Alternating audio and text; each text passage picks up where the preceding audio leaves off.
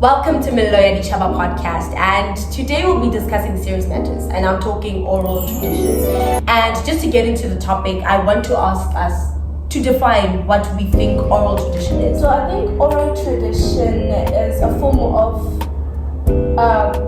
storytelling which involves stories being told orally rather than written. I think we go back to villages whereby people would sit around the fire and when a person was a high level of wisdom and knowledge about things that have happened in the past. I think that's how knowledge and wisdom is being passed on from generation to generation. And also we talk about culture, we talk about moral, we talk about a whole lot of things. Add on that, we speak about in the olden days they didn't have any knowledge about writing and like published work, so they would share things by word of mouth, which is temp orality. That's the preference of words and sharing, like in simple things like conversation and just sharing about your day, your experience, or any knowledge that a person might have. That's oral traditional storytelling. To add on to that question, what is the importance of oral tradition in this contemporary times? I think it's very important in terms of like teaching people how to behave, actually. Because because oral tradition is not only just mere entertainment. It's there to teach lessons. It's there to teach people the way of life, not just the way of life, but where we come from, who we are. Because these people, these storytellers, in my culture we call them people who actually share stories. So these people are meant to tell us where we come from. Our culture, where do we come from, who are we and who are we now. So it helps us preserving culture, because as people, as we're sitting around this table, we are from different cultures. I think oral tradition is there to preserve our culture. It's there to serve as a platform to actually know about people's cultures. Naledi is Tswana, and I'm able to communicate with her, even though she would speak in her language, I would still understand. Because of all oral tradition, stories that are being told oral rather than me reading in a book. Because if I were to read Sibeli in a book, I don't think I would understand. But if I were to have a conversation with Naledi, she would later then explain, it's okay if I say this to Melanie, it means hello. And I think those kind of conversations that we had in our daily life had a way of teaching us and informing us about one another instead of being an individual. So I think we agree that it's educational. It is. It's informative to us knowing one another as individuals and who come from different backgrounds, and it kind of like carries morals with it. That we can come from different backgrounds but almost have same or similar values, because of maybe this intomies that we've been told as children. Do we think from answering that it is relevant? Because even today we still need learning. There's still kids, and like the way I feel like it's a beautiful thing to be able to pass on what we have learned and what we have heard to kids, or like to people who don't even know the story. People maybe of cultures a bit more different than ours. I think it is still relevant. Just to add on that, I think it's relevant because it helps us to be relational, to relate with one another. As for an example, when something is written, the present factor is not there because the person who wrote it is not there. So you might interact with just information, not with the person. So it is relevant because it helps us. There is a guy, an African philosopher called Joshua. This guy speaks about bridging the gap, and he speaks about that there is unity in diversity. That's just she said that when we come together from different cultures, from different backgrounds, we are able to relate with one another, easily when we communicate rather than when we read from the text. So it is still relevant in our today's time. So now, diving into deeper thoughts of this, what are our thoughts about folktales? When you think about it, what do you think? The Three Little Pigs. Okay. Yeah. I mean, we learn a lot from the idea of different efforts being put into building this house, and how when a storm comes or a wolf comes and blows it down, the one that remained was a one that required more effort, more work, maybe even more time. And I think with the Three Little Pigs, it's very innocent, but we learn a lot from that in a simple way. Yeah. Just to add on that, the Three Little Pigs, I just want to highlight the fact that folk tales mostly they are very generalized. Like there's no specific name given to the characters. Like we don't know the Three Little Pigs name. But if an elder person were to tell young children the story, the child who is listening attentively would have to pick which character they identify. Absolutely. You know?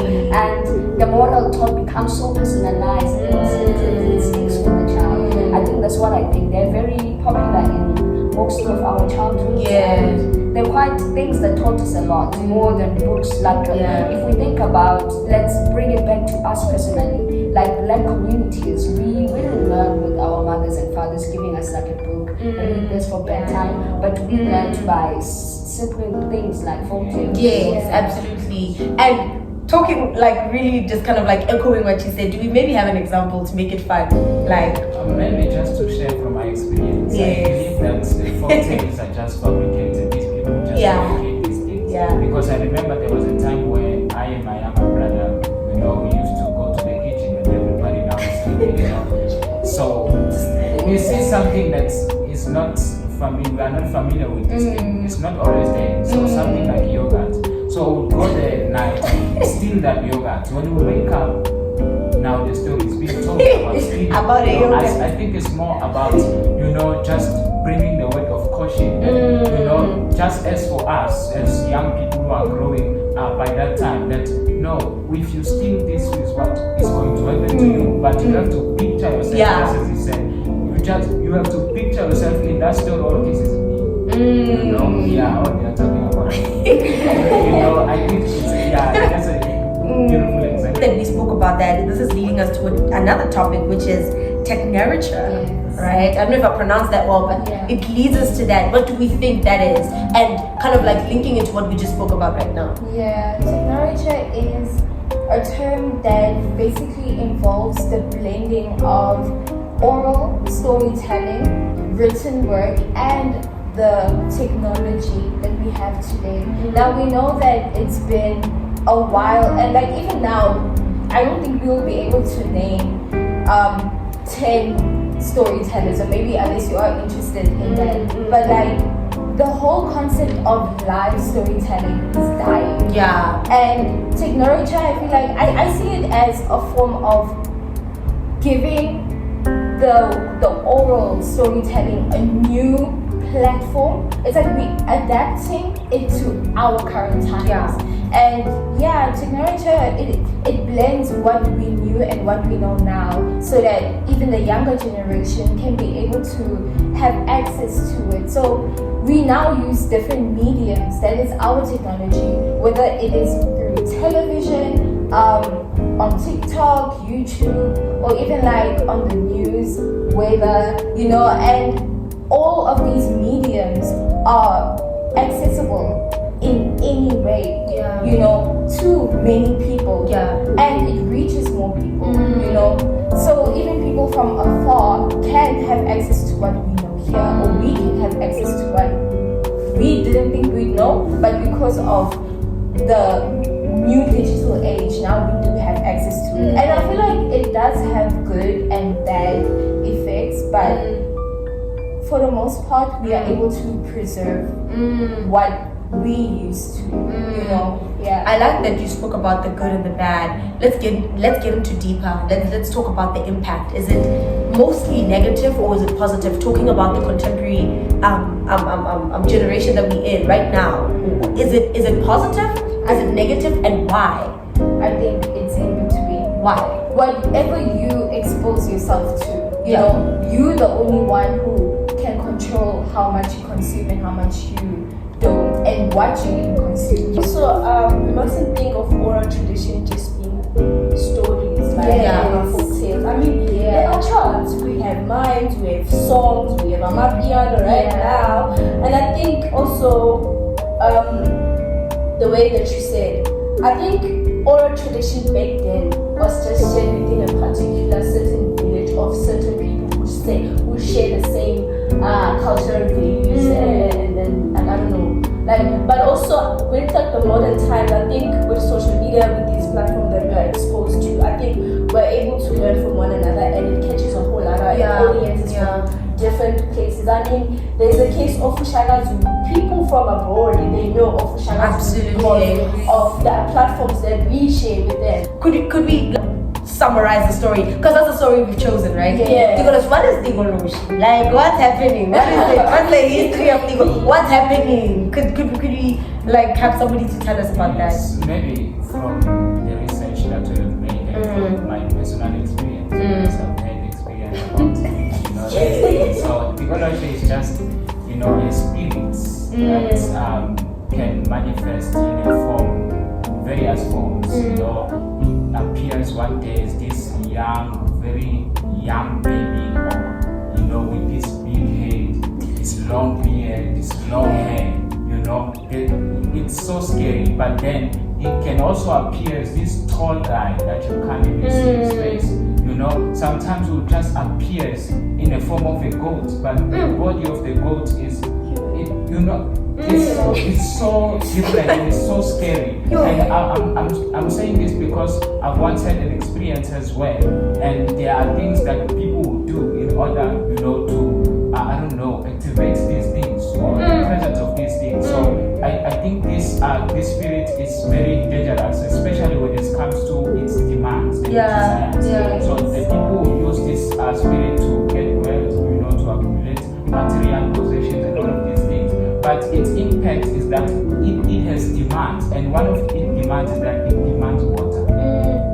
I know of a story about someone who said, you are not allowed to leave this province because once you leave, you're not going to be able to feed this one. You have to give water every day to this one. They have their own room in his house, and others will look for sexual, activities that, okay, we agree that, okay, you have daughters, we'll sleep with your daughters, but you're going to get money, we'll sleep with your wife. So that means these men will have sex every day because these spirits cannot interact with, the people in the room. So in a form of a human being, the spirit can enter this person and sleep with this person, but the person is not enjoying, the spirit is enjoying. It's very dangerous, and others will look for something like mercy. You see, it's not really, it's really something. They are strange. They are strange. They are demands, they are desires, and after a while, once I believe it's what the Bible calls you sell your soul, because once you get in a covenant, this spirit will not leave you. And once you say no, and once you die, there must be someone who rises and continue. That's a nutshell. That's a nutshell of what Tokoloshe is. So what does this fall under? Does it fall under a myth, a legend? What does it fall under? I think considering that you shared this experience, we can't say it's a myth. We can't say it's a legend because it's not based on a specific societal figure. So maybe folktale or folklore. Since we just spoke about that, right, and we spoke about how it can't really fall into a certain category of folklores or folktales, whatever. Let's now talk about our story, right? What is our story? We have a man who was treated badly, and usually, you would go about normal ways with dealing with bad treatment. Maybe you would ignore people, maybe you would, maybe confront them. But the way he went about his anger deepened it, and it became more. He began to crave people fearing him. And it started just by maybe a nudge here and there, maybe pulling someone to the corner, punching them, and then eventually it grew. The more he felt that it felt like a good feeling for him, being feared. He was doing the fearing all along, but now that he was feared, but in a negative way, and nobody was there for him to tell him, no, this is how you do it. So he craved that fear from people. He kept on hurting people. He kept on doing that, and he ended up doing crime. He ended up falling into the wrong space where now he could be feared for a living. He ended up using weapons, and this passion for being feared grew and grew, and something within him that was not good kept on growing as well. And it got to a point where he was successful and he somehow had a lot of cars, a lot of money, and a big house. And this big mansion of his was done by bad deeds that he did. If you would imagine all the fear of people embodied in a building, that's what they would be. The more evil you do, the more you become what you fear. That is our theme. Basically, what you give in is what you become. What you invest in your life is what you become. And it also kind of like takes us back to the content. The content that we take in is who we become. You know. I think we should give that a round of applause, guys. We worked hard. This is the end of the episode of Mello Yadichaba podcast. And yeah, we just want to thank you for watching. Thank you. Please like and subscribe. Thank you. Yes.